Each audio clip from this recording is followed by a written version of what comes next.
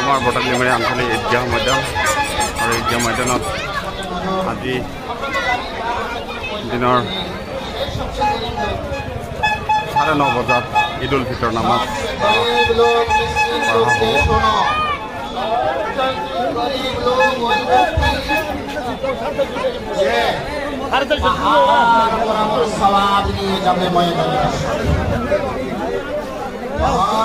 নামাজের সওয়াব, পর্বত আকার হজের সওয়াব, পাহাড় বরাবর তাবলীগের সওয়াব, পাহাড় বরাবর জিকির আজকার সবকিছুর সওয়াব নিয়ে সে যখন ময়দানে হাসরে যাবে তার সওয়াবের পাহাড় দেখে মানুষ দেখবে আলী কাম চলবে সে তো বড় সওয়াব নিয়ে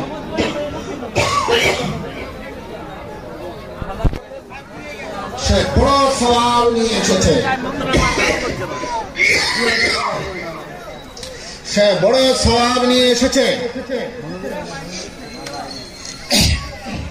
ময়দানে হাসরের সওয়াবের ব্যাপারে তাকে তো কোটি কোটি সওয়াব নিয়ে এসেছে। দুনিয়াতে কোটি কোটি ডলার ইনকাম যাদের হয় তাদেরকে আমরা আলাদা কি কয় সম্মানের নজরে দেখি।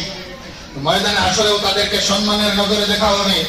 এখন তো সওয়াব নিয়ে এসেছে। আল্লাহ পাক বলবেন, এই তোমার উপর বহুতের কমপ্লেন আছে, কি করে পেছে রেখে তাকে যন্ত্রণা দিয়েছিলে, তোমার উপর কমপ্লেন আছে, কারণ উপর না হক মুকদ্দমার কেস আর জুলুম চাপিয়ে দিয়েছিলে, তোমার উপর বান্দার মোট কথা, বান্দার হক তোমার উপর আছে, এটা কিছু মাফ করাই আছে। আচ্ছা ময়দানে হাসরে পড়া শুরু করবে, ভাই আপনি তো আমার কাছে 500 টাকা পান, আমাকে মাফ করে দেন। আচ্ছা সেটা টাকা বদলে আমাকে অত রাকাত নামাজ দিতে হবে, তবে মাফ করবো। ঠিক আছে নিয়ে যান, সওয়াব দিয়ে দিল, মাফ করে দিল।